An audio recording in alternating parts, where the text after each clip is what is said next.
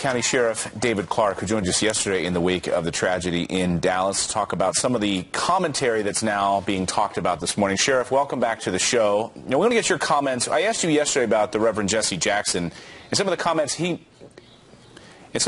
that he had made in the wake of the attack. We'll talk about that in just a moment. But Mayor Rudy Giuliani was on the network yesterday, and he said this about what unfolded. I want to get your response. Watch. Of course black lives matter, but so do blue lives, police officers, so do white lives and Asian lives and Hispanic lives, and all lives matter. And if Black Lives Matter was truly concerned about black lives, they'd be concerned about black crime. Because although there are some of these incidents that are indefensible by police officers, they are statistically minuscule in comparison to the enormous amount of murder that takes place black on black. Is that racist, Sheriff? Not at all. Rudy Giuliani is one of the most honorable men that I have ever met. Look, he's right. Because of Rudy Giuliani's policies of reducing crime in New York City during his tenure, tens of thousands of black men are alive today. That is a fact. Some of the stuff that you hear being spewed by this hate group, Black Lives Matter, is to obscure the truth about what's going on in the American ghetto today. The leading cause of death for black males in the American ghetto is homicide at the hands of other black people. So, Sheriff, I want to get your take on what's happening even now across the country. These Black Lives Matter protests, they're mad about police shootings. They have a right to be. But they're shutting down public thoroughfares, highways and roads, and police departments are doing nothing about it. What's the point of having a police department if they can't keep the roads open? The rest of us are being punished because this one group has an agenda, and cops aren't stopping them. Why? Well, I question this approach to dealing with this situation. I've talked about it before. I go back to the 1960s. I've studied this movement, this anarchist movement, and the law enforcement back then in Newark, in Detroit, in L.A., they tried this passive approach to this, and it didn't work. It got law enforcement officers hurt and killed, and it got citizens killed. At some point, law enforcement is going to have to enforce the law. That is not peaceful protest. That is agitation. They do not have a right to take over a roadway. They tried that in Milwaukee, Wisconsin several years ago, and 70 people out of 100 that showed up on the interstate system went to jail on my order.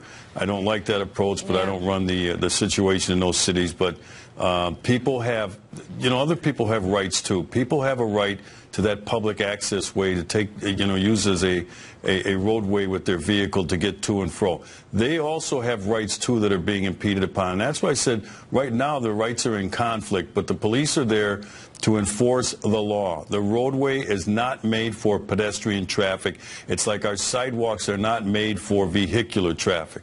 Well, the only way to move forward here is to figure out the root of the problem. So I do give Mayor Giuliani credit for speaking out about that. You have a number of folks on the left, including President Obama, talking about gun control and how that is in part to blame and how we need to focus on that. Reverend Jesse Jackson also spoke about guns and blaming that. Listen to this. If you look at the number of the balance of it, the far more cops are killing people, but people should not be killing people. And we need not get an argument about who kills the most. We should stop the killing. Easy access to high-powered weapons is a danger to American security. And it does not make sense to be fighting wars against weapons of mass destruction while you can buy online weapons that can bring down airplanes. It's totally irrational to me in the name of Second Amendment. So we can have that gun debate. I think we have been having it, but would more gun control have stopped what happened 2 nights ago? Well, only idiots on the left, the anti-gun zealots, believe that. Look, Jesse Jackson can hardly put together a coherent thought. I heard him in an interview yesterday on a program that was on. It was Fox News, and I couldn't even make heads or tails out of what he was saying. He just throws some buzzwords together and just throws things out there, weapons of mass destruction. Last night he was talking about high-powered weapons on the streets that could take down an airliner. He's talking about a surface-to-air missile. There are none of those on the streets in the United States. So Jesse Jackson, he's a relic of the past. His time is come and gone. He reminds me of an aging pitcher in baseball whose fastball no longer has any zip, and every time he throws something, someone knocks it out of the park. That is the single greatest description of a Jesse Jackson rant I think I've ever heard. That was worth the price of admission, Sheriff. I think you just came up with that on the spot, too. Unbelievable. I want to get your response to this, Sheriff. Hillary Clinton, in a press conference yesterday, had this to say about how white people need to listen. Take a listen. White Americans need to do a better job of listening. When African Americans talk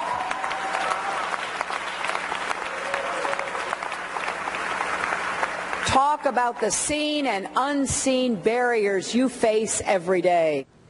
White people need to listen. That's the root of the problem, Sheriff. Yeah, that's kind of funny. But look, self-flagellation is what she's engaged in there. And that's what white liberals do when they feel guilty and insecure. And that's what she's feeling right now. She's not good on the stump. She's not good at this. She's not. She doesn't have any finesse. Everything she says, comes out in an awkward fashion. I think that bodes well for the Donald Trump campaign. You just let her stay in her own way, trip over herself, and you kind of get out of her way and let her do that. And then I think he'll be fine. But no, that's not the problem in America. The problem in America is the divisiveness that has been caused by President Barack Obama and some of these other liberals on the left who specialize in division. This fictitious war on women. They pit the races against each other. Remember the rich and the poor, the one percenters. That's what they specialize in. They want to keep people at each other's throats so that they can maintain this chaotic state that we're in right now, and then threatens our institutions like it is the institution of policing in America, our courts, and some of those things. And then once those institutions are destroyed, then they can insert their socialist agenda. That's a true goal here. And like I said, all people have to do is go back and look at these same situations back in the 60s, and you're going to find it. Another thing Jesse Jackson said yesterday, he talked about the civil rights struggle that continues today. I'm here to tell you, and I'm living proof, there's no civil rights struggle in the United States anymore. We took care of that.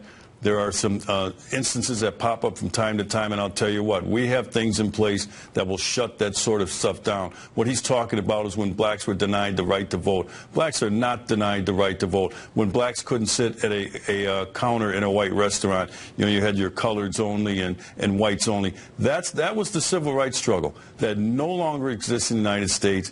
That needs to end. That stuff, that's the kind of stuff that keeps this division going.